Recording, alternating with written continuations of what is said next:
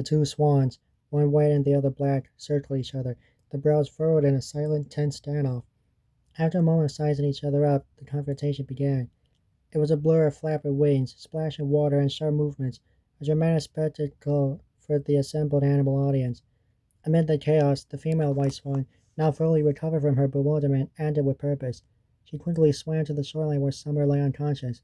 With a gentle but determined effort, she nudged the penguin onto her back and paddled to a safe, quiet spot under a weeping willow tree. Back in the water, the battle raged on. The black swan, momentarily gaining the upper hand, overwhelmed the male, pecked and stomped with brute force.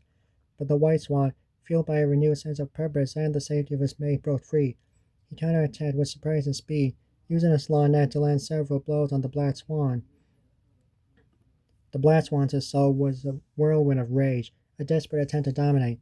He attacked with an aggressive ferocity born of his bullying nature. Yet the male swan, no longer intimidated, met his opponent's rage with a controlled and precise response. He dodged and countered, his movements a graceful display of power forged not from cruelty, but from a genuine need to defend. The fight raged, each blow extended a testament to their conflicting motivations. The male swan in his heart was fighting to protect his family and Summer, the innocent bystander caught in the crossfire. The black swan, conversely, fought only for himself and his need to control and inflict pain. The male swan's final decisive move was not an act of aggression, but of strategic brilliance. He saw an opening, a moment of weakness in his opponent's frenzied rage, and exploited it with a powerful final attack. The black swan, realizing he was truly defeated, lost his nerve. He was a bully, and when faced with a superior, determined opponent, his only instinct was to flee. With a final decisive maneuver, the male swan grabbed the black swan by the neck and with a mighty heave, lifted him clear out of the water before dropping him with a resounding splash. The black swan, battered and defeated, had enough.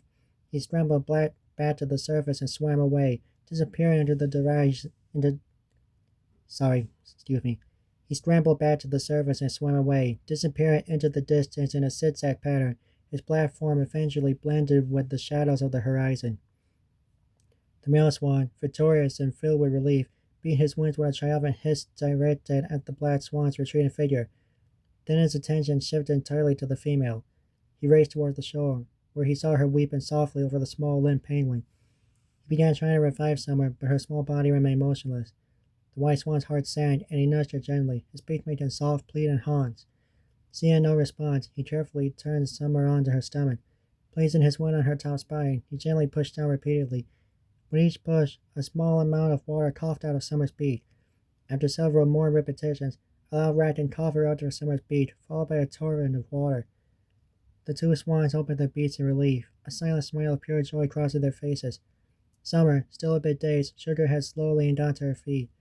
She looked around, her eyes taken in the scene, and her own smile returned when she saw the male swan standing over her. He wrapped his long neck around her, pulling her into a gentle embrace, a silent thank you for her bravery. Summer looked around and, seeing the female swan still under the willow tree, pointed her out to the male. The female was weeping silently, her body trembling with shame and sorrow. She blamed herself, believing none of this would have happened if she hadn't been so easily taken in by the black swan's flashy displays, which only served to mask his cruel and violent nature. The male swan released Summer from his embrace and moved to his mate, nudging her gently. With a soft motion, he lifted her head with his wing and planted a tender, forgiving kiss on her face. The female's tears began to subside as she accepted his apology and comfort. The animals in the clearing, who had been watching in rapt attention, erupted into cheers.